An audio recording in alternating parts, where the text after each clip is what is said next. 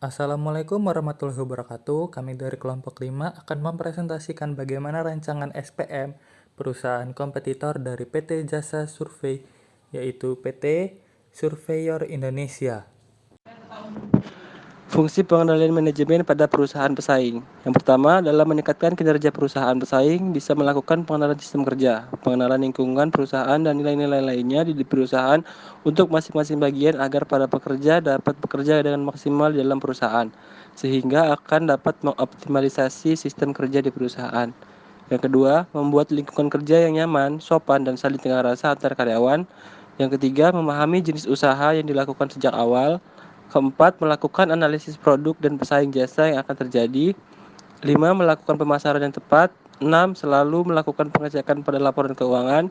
Yang terakhir, selalu melakukan evaluasi pada produk dan SDM pada jangka waktu tertentu. Baik, di sini saya akan melanjutkan presentasi tentang bab 2 pengendalian hasil. Dalam perusahaan kompetitor, manajemen juga telah menetapkan target sama seperti semua perusahaan lainnya. Dalam hal ini, target yang ditetapkan oleh manajemen berupa target personal atau perorangan karyawan, target per bidang atau divisi, dan target perusahaan secara keseluruhan, di mana semua target ini tertuang dalam rencana kerja keuangan perusahaan atau yang disebut juga RKAP. Karena pada dasarnya semua rencana keputusan sampai penetapan target ke perusahaan semua terkait dan bergantung pada anggaran perusahaan.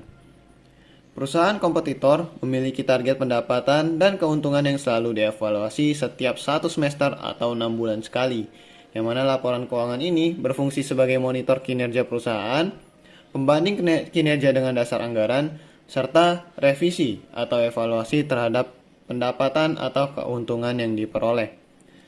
Sekian, saya lanjutkan kepada moderator. Rancangan pengendalian terhadap tindakan, personel, dan budaya untuk perusahaan kompetitor yang bergerak di bidang jasa survei. Yang pertama, penerapan pengendalian tindakan harus dilakukan secara ketat untuk SDM agar profesionalisme dan kompetensi terjaga dalam suatu proyek, memperketat pembatasan fisik dan administrasi yang ada. Kemudian, yang kedua, penerapan pengendalian personel yang lebih intens pada tahap selection and placement, karyawan dan posisi-posisi lainnya, serta mengadakan training yang sesuai dengan kebutuhan karyawan secara berkala. Yang ketiga, pengendalian budaya harus diterapkan secara ketat terkait kode etik karyawan yang telah diberikan dalam SOP, serta perjanjian kerjasama, serta transfer antar organisasi, perotasian dan pemutasian yang sesuai dengan bidangnya, agar produktivitas tetap berjalan dengan maksimal. Assalamualaikum warahmatullahi wabarakatuh. Nama saya Nadine Fitria Syadira. Di sini saya akan menjelaskan mengenai rancangan terhadap ketatnya sistem pengendalian perusahaan kompetitor atau pesaing terhadap PT Surveyor Indonesia. Berikut adalah tipe-tipe pengendaliannya. Yang pertama adanya ketatnya pengendalian hasil. Yang memiliki komponen yang pertama definisi hasil yang diinginkan. Nah, untuk membuat rancangan perusahaan kompetitor yang bersaing dengan PT Surveyor Indonesia, maka untuk menciptakan pengendalian manajemen yang ketat dalam suatu pengendalian hasil, dimensi hasil perusahaan kompetisi ini harus sesuai dengan tujuan organisasi yang sebenarnya. Seperti target kinerja yang direncanakan itu harus jelas, dan hasil yang diinginkan harus saling dikomunikasikan dan diinternalisasi oleh karyawan, sehingga tujuan perusahaan tersebut dapat diperoleh. Kemudian komponen yang kedua adalah kesesuaian. Para manajer perusahaan kompetitor yang bersaing dengan PT Surveyor Indonesia harus benar-benar memahami tujuan perusahaannya yang jelas, sehingga dimensi kinerja yang dipilih oleh manajer kompetitor dapat direfleksikan.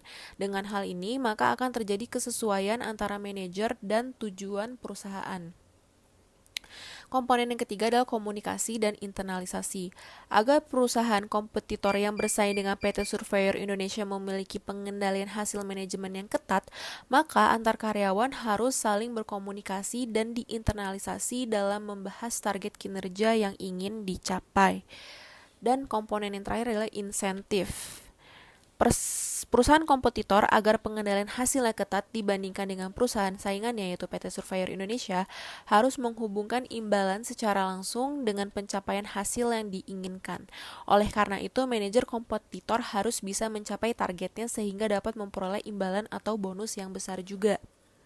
Kemudian tipe yang kedua adalah ketatnya pengendalian tindakan. Komponennya ada yang pertama pembatas perilaku. Agar pengendalian tindakan perusahaan kompetitor lebih ketat dibandingkan dengan PT Surveyor Indonesia, maka di sini terdapat pembatasan fisik yang dapat dilakukan oleh perusahaan kompetitor, yaitu dengan cara melindungi semua informasi perusahaan dengan melakukan pengamanan seperti memberikan password di seluruh komputer karyawan, memberikan hak akses, tidak sembarangan membuka email yang tidak dikenal, dan menggunakan antivirus agar seluruh data di perusahaan aman. Kemudian dilakukannya pemisahan ruangan antara karyawan satu dengan lainnya sesuai dengan job desk masing-masing agar karyawan lebih fokus dalam mengerjakan tugasnya. Selain itu juga melakukan pembatasan otorisasi keputusan. Hal ini dimaksudkan karyawan dengan jabatan lebih tinggi akan membuat keputusan yang lebih reliable dibandingkan dengan karyawan dengan kedudukan kedudukan di bawahnya. Kemudian komponen yang kedua dari ketatan pengendalian tindakannya itu adalah pelacakan tindakan. Dengan melakukan pelacakan tindakan ini, maka karyawan seharusnya merasa lebih aware terhadap gerak-geriknya. Dengan dilakukannya hal ini sangat membantu perusahaan melihat aktivitas game playing yang tidak diinginkan. Demikian, perusahaan kompetitor yang bersaing dengan PT Surveyor Indonesia telah melakukan pengendalian yang lebih ketat. Kemudian tipe yang terakhir adalah ketatnya pengendalian personel atau kultural.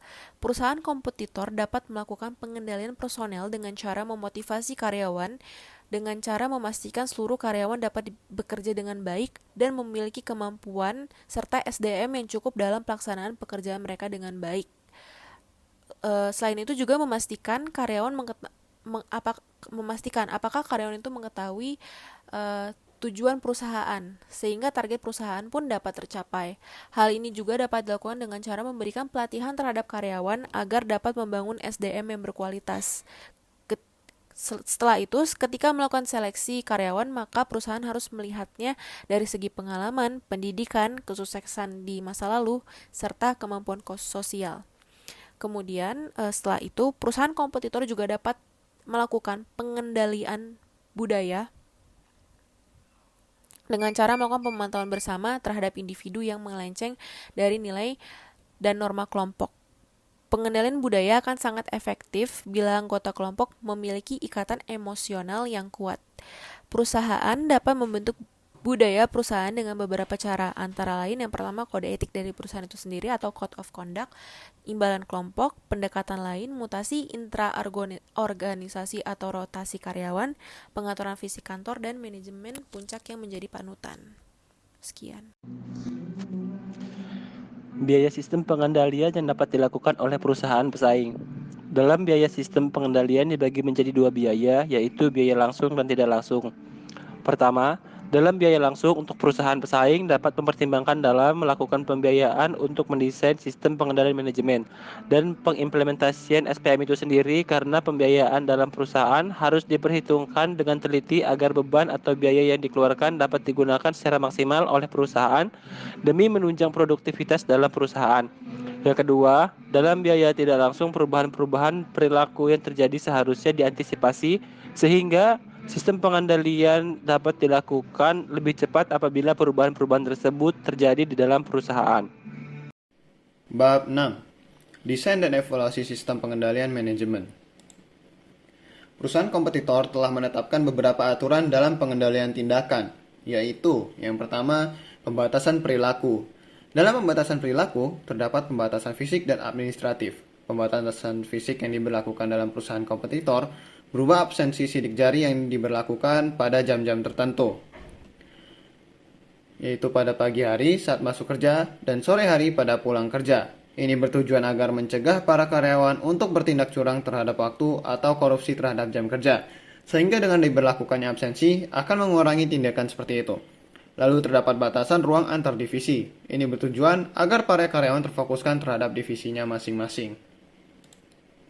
Sedangkan pada batasan administratif terdapat struktural perusahaan yang jelas berikut wewenangnya, sehingga para karyawan dapat menempatkan posisi serta wewenangnya sesuai jabatan atau struktural yang berlaku dalam perusahaan. Kepala divisi juga dapat mengotorisasi pengeluaran kas dengan persetujuan bidang yang terkait, seperti keuangan dan direktur utama. Selanjutnya terdapat tinjauan pratindakan. Dalam tinjauan pratindakan, terdapat SOP perusahaan yang harus dilakukan untuk pengajuan proposal. Diawali dengan pembuatan proposal, saat unit kerja akan mengikuti tender, kemudian proposal ini dilanjutkan ke unit manajemen risiko untuk dianalisa risiko-risiko yang mungkin terjadi apabila proyek tersebut dijalankan.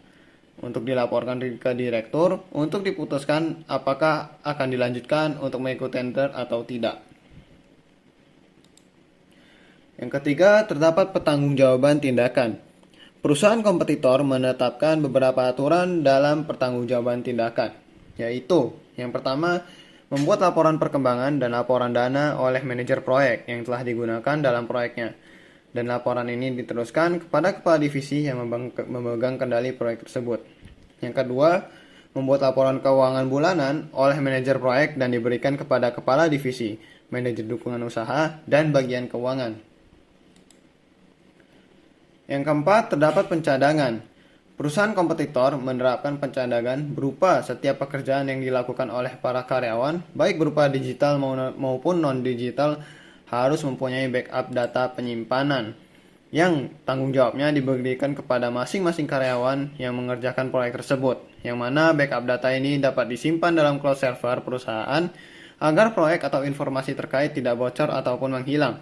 Serta perusahaan juga menerapkan agar setiap proyek diberlakukan secara tim atau berkelompok agar efisiensi waktu, dan jika terdapat karyawan yang tidak hadir, anggota tim lainnya masih dapat mengerjakan proyek tersebut.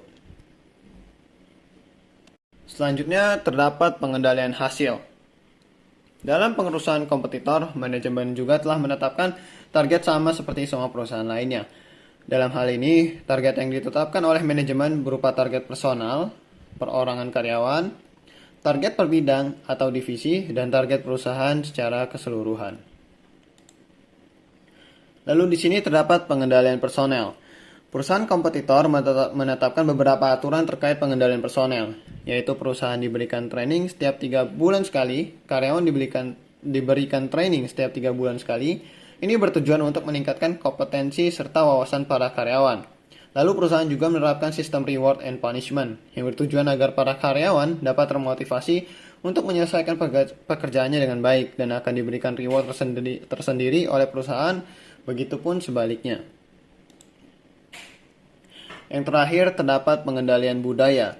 Perusahaan kompetitor menerapkan kode etik budaya perusahaan yang wajib diikuti oleh para karyawan perusahaan. Kode etik ini berbentuk tertulis dan tidak tertulis. Baik, terima kasih. Saya kembalikan kepada moderator. Rancangan Pusat Pertanggungjawaban Keuangan untuk perusahaan kompetitor yang bergerak di bidang jasa survei. Yang pertama adalah memilih tipe pusat pertanggungjawaban keuangan menjadi pusat laba, di mana manajer bertanggung jawab untuk beberapa pengukuran laba yang berbeda antara pendapatan yang dihasilkan dan biaya yang menghasilkan pendapatan tersebut. Kemudian, memilih harga transfer berbasis pasar jika pada kondisi persaingan bawah, dan jika pusat laba penjualan tidak mendapat laba melalui penjualan pada harga pasar eksternal, maka perusahaan lebih baik menutup pusat laba dan membeli dari pemasok luar. Baik, di sini saya akan melanjutkan presentasi tentang bab 8, yaitu perencanaan dan penganggaran. Dalam perusahaan kompetitor terdapat perencanaan strategis. Proses perencanaan strategis pada perusahaan kompetitor melibatkan eksekutif senior dan seluruh manajer yang sebagian besar memiliki informasi yang luas yang biasanya direncanakan 3-5 atau 10 tahun ke depan. Perencanaan strategis meliputi pengembangan visi atau misi dan tujuan organisasi secara menyeluruh sebagai satu kesatuan pemahaman mengenai posisi yang dimiliki organisasi sekarang, kekuatan dan kelemahan, serta kesempatan dan risikonya, menyiapkan rencana strategis, dan yang terakhir adalah memantau kinerja dan memperbarui rencana strategis yang diperlukan. Selanjutnya terdapat penganggaran modal. Dalam penganggaran modal, perusahaan kompetitor menerapkan pengidentifikasian terkait proyek yang akan diimplementasikan atau investasi yang akan dilakukan untuk 5 tahun ke depan. Ini bertujuan agar proyek atau investasi yang dilakukan tidak membuat perusahaan mengalami kerugian dan meminimalisir risiko yang ada. Dan yang terakhir terdapat penganggaran operasional. Penganggaran operasional dalam perusahaan kompetitor menerapkan aturan untuk penganggaran operasional berupa diskusi atau rapat setiap setahun sekali dengan para kepala divisi yang bertujuan untuk persiapan rencana keuangan jangka pendek. Baik, terima kasih. Saya kembalikan kepada moderator. Sistem insentif. Penilaian kinerja pegawai didasarkan pada achievement atau pencapaian kinerja pegawai sesuai dengan KPI yang disepakati dan attitude berupa pemenuhan atau peningkatan kompetensi. Unsur-unsur kinerja yang dinilai terdiri dari unsur-unsur result dan proses. Result menunjukkan pencapaian pegawai atas target, sedangkan proses menunjukkan bagaimana cara mencapai target. Adapun tingkat kinerja pada perusahaan kompetitor akan kami kategorikan berdasarkan 5 predikat, yaitu superior performance, very good performance, dan require some improvement, dan yang terakhir. Dengan adanya sistem penilaian kinerja tersebut, diharapkan dapat mendorong pegawai untuk meningkatkan kinerja di periode berikutnya. Adapun hasil penilaian kinerja digunakan sebagai salah satu faktor dalam penetapan kompensasi, penentuan kategori talent, serta promosi jabatan. Dalam penilaian kinerja pegawai terlebih dahulu melakukan goal setting di awal tahun dan mid-review untuk penyesuaian kembali. Selanjutnya, pegawai diberikan kesempatan untuk melakukan self-assessment terhadap pencapaiannya. Kemudian, hasil self-assessment tersebut akan didiskusikan, direview, dan divalidasi oleh employee manager untuk selanjutnya dikalibrasi oleh employee manager. Pengukuran kinerja keuangan. Perusahaan PT Surveyor Indonesia berskala internasional. Dengan begitu, kompetitor harus terlebih dahulu menentukan pasar mana saja yang termasuk dalam tujuan perusahaan. Perusahaan harus memilih negara tujuan seefektif dan seefisien mungkin. Dengan begitu, kinerja keuangan dapat dikelola dan diatur dengan sebaik mungkin. Pengukuran yang berbasis akuntansi dilakukan dengan keunggulan sebagai berikut. Yang pertama adalah laba akuntansi dan return dapat diukur tepat waktu. Yang kedua, pengukuran akuntansi sesuai dengan tujuan organisasi untuk memaksimalkan laba. Yang ketiga, pengukuran di akuntansi dikendalikan secara penuh oleh manajer yang kinerjanya sedang dievaluasi. Pengukuran akuntansi adalah suatu hal yang dapat dimengerti. Perbaikan masalah miopia pada perusahaan kompetitor yang bergerak di bidang jasa survei. Yang pertama, mengurangi tekanan terhadap laba jangka pendek. Dengan cara melonggarkan tekanan untuk menghasilkan laba jangka pendek, pertimbangkan pembobotan pada target laba tahunan atau kuartalan. Yang kedua, pengendalian investasi dengan kajian pratindakan. Digunakan untuk memperbaiki imbalan dalam kinerja operasi jangka pendek. Yang ketiga, perpanjangan waktu pengukuran penggunaan insentif jangka panjang. Dengan memperpanjang periode pengukuran untuk meningkatkan kesesuaian pengukuran kinerja akuntansi. Yang keempat, perubahan pengukuran nilai secara langsung. Ketepatan pengukuran dan objektivitas sangat dibutuhkan. Yang kelima, pengukuran rangkaian pendorong nilai. Melakukan kombinasi antara 4 indikasi atau perspektif. Perspektif keuangan, di mana itu terkait pemegang saham, perspektif konsumen, pandangan konsumen terhadap kita, perspektif internal, keunggulan yang dimiliki oleh perusahaan, kemudian perspektif inovasi, perbaikan dan meningkatkan nilai perusahaan tersebut. Penggunaan pengendalian hasil keuangan dengan adanya faktor-faktor yang tidak dapat dikendalikan untuk perusahaan pesaing. Perusahaan dapat mendorong karyawan dalam mengembangkan bakat sehingga karyawan dapat bekerja dengan lebih baik. Yang kedua, perusahaan pesaing dapat melakukan rancangan anggaran, strategi pemasaran, serta tujuan untuk meningkatkan kinerja perusahaan secara maksimal. Yang ketiga, memastikan karyawan bekerja dengan penuh tanggung jawab terhadap area kerja yang diinginkan manajemen. Dan yang terakhir, melakukan pengukuran, perhitungan, dan menyesuaikan dengan faktor-faktor yang tidak dapat dikendalikan. Selanjutnya adalah tata kelola perusahaan dan dewan direksi perusahaan kompetitor atau pesaing yang bersaing dengan PT Surveyor Indonesia. Nah, jumlah dewan direksi di PT Surveyor Indonesia terdapat 5 dewan komisaris yang terdiri dari 1 komisaris utama, 3 komisaris, dan 1 komisaris independen, serta 4. Dewan direksi. Sebaiknya perusahaan kompetitor atau perusahaan pesaing memiliki dewan direksi yang memiliki job desk masing-masing. Yang terdiri, yang pertama ada direktur utama, yang kedua ada direktur komersial, yang ketiga ada direktur keuangan dan manajemen resiko, dan yang terakhir adalah direktur sumber daya manusia. Nah, yang direktur utama ini memiliki tugas untuk menetapkan kebijakan dan memastikan pengendalian atas pertumbuhan serta keberlangsungan bisnis yang terdiri atas strategic marketing and partnership, pengawasan internal perusahaan, dan strategic business direction. Kemudian, yang direktur komersial memiliki tanggung jawab untuk memastikan pengendalian atas fungsi operasional bisnis dan portofolio saham yang terdiri atas operational strategy dan portfolio development. Lalu, direktur keuangan dan manajemen risiko yang memiliki job desk atas pengendalian fungsi keuangan dan pengelolaan risiko perusahaan yang terdiri atas corporate finance and accounting dan CSR. Terakhir adalah direktur sumber daya manusia yang memiliki tanggung jawab atas pengendalian human capital perusahaan, teknologi informasi dan transformasi perusahaan yang terdiri atas strategic human capital management, organik perusahaan, dan knowledge management perusahaan. Pengendali dan auditor. Sistem pengendalian internal merupakan suatu mekanisme pengawasan yang ditetapkan oleh manajemen perseroan secara berkesinambungan. SPI yang efektif merupakan komponen penting dalam manajemen perseroan dan menjadi dasar bagi kegiatan operasional perseroan yang sehat dan aman.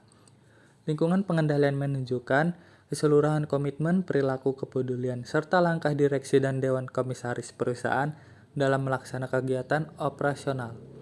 Dewan komisaris bertanggung jawab untuk memastikan direksi telah memantau efektivitasan pelaksanaan SPI. Dewan komisaris berperan aktif untuk memastikan adanya perbaikan terhadap permasalahan perseroan yang dapat mengurangi efektivitas SPI. Komite audit memiliki tugas dan tanggung jawab untuk membantu Dewan Komisaris dalam menjalankan tugas dan fungsi pengawasan atas hal-hal yang terkait dengan kualitas informasi keuangan, sistem pengendalian internal, efektivitas pemeriksaan auditor eksternal dan internal, efektivitas pelaksanaan manajemen risiko, serta kepatuhan terhadap peraturan perundang-undangan yang berlaku.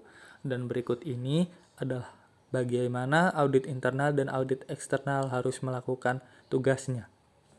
Selanjutnya adalah masalah etis yang terkait dengan pengendalian manajemen perusahaan kompetitor atau perusahaan pesaing. Pentingnya analisis etis yang baik pada perusahaan kompetitor seharusnya menerapkan model etika keutamaan. Contoh keutamaan yang paling jelas adalah integritas, loyalitas, dan keteguhan hati. Artinya dengan sesama karyawan harus saling menghormati satu sama lain, mengutamakan kejujuran, saling merangkul satu sama lain, serta saling memotivasi dalam hal menyelesaikan pekerjaan, dan menghargai pendapat orang lain juga. Sehingga dengan hal seperti ini, karyawan terhindar dari perilaku tidak etis. Sekian dari kelompok kami, kurang lebihnya mohon maaf. Wassalamualaikum warahmatullahi wabarakatuh.